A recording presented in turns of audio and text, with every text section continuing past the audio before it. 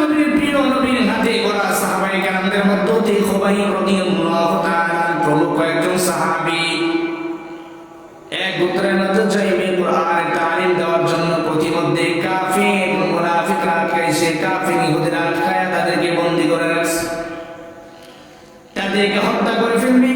6 জনের মধ্যে 3 জনকে কতল করে ফেলছে, আর 3 জন বাকি আছে, তার মধ্যে আরেকজনকে হত্যা করে ফেলছে, 2 জন বাকি আছে, তার মধ্যে খুবাইব রাদিয়াল্লাহু তাআলা তাকে হত্যা করে ফেলবে। মনটাকে কেমন জানি তাওয়াফুর বিনয়ের সাথে চেহারাটাকে কাফের দুশমন মুখবাণী দাঁড়িয়ে বলে, আমাকে তো হত্যা করে ফেলবা, আমাকে তো জমিন থেকে বিদায় করে দিবা, কিন্তু আমার মরণের আগে বড় একটা আফসোস তোমাদের কাছে চাওয়া, আমাকে 2 রাকাত নামাজ পড়তে দাও, আমাকে 2 রাকাত নামাজ পড়ার জন্য একটু সুযোগ দাও। নিঃসন্দেহে কাফেররা তাকে হত্যা করে ফেলবে, তার মধ্যে কোনো সন্দেহ নাই। খুবাইব রাদিয়াল্লাহু তাআলা কাফেরদেরকে বলার পরে কাফেররা বলল, ঠিক আছে তুমি নামাজ পড়ো, তোমাকে একটু সুযোগ দেওয়া হলো। খুবাইব রাদিয়াল্লাহু তাআলা নামাজে দাঁড়িয়ে গেলেন, এমন ভাবে নামাজে দাঁড়িয়ে গেলেন তার চেহারার মধ্যে বোঝাই যায় না যে তাকে হত্যা করে ফেলবে। চেহারার মধ্যে কোনো বিষণ্ণতা নাই, চেহারার মধ্যে কোনো ভয় ভীতির কোনো ছাপ নাই, চেহারার মধ্যে কোনো কষ্টের কোনো এমন কিছু প্রকাশ পায় না। খুবাইব রাদিয়াল্লাহু তাআলা নামাজে দাঁড়িয়ে গেলেন, নামাজে দাঁড়িয়ে সুন্দরভাবে নামাজ আদায় করতেছেন। চেহারার মধ্যে মনে হয় যেন নূর দ্বারা ঝলমল ঝলমল করতেছে। প্রমুখ একজন সাহাবী এই চেহারা দেখিয়া রাতের বেলা বালিশের সাথে মাথা লাগাইয়া চিন্তা করে, এমন লোকটাকে হত্যা করে ফেলবে, এমন লোকটাকে কতল করে ফেলবো আমরা, কিন্তু তার চেহারার মধ্যে কোনো চাপ নাই, চেহারার মধ্যে কোনো মলিনতা নাই, চেহারার মধ্যে কোনো কষ্টের অনুভব এমন কিছু আলামত প্রকাশ পায় না। সাহাবী বড় চিন্তায়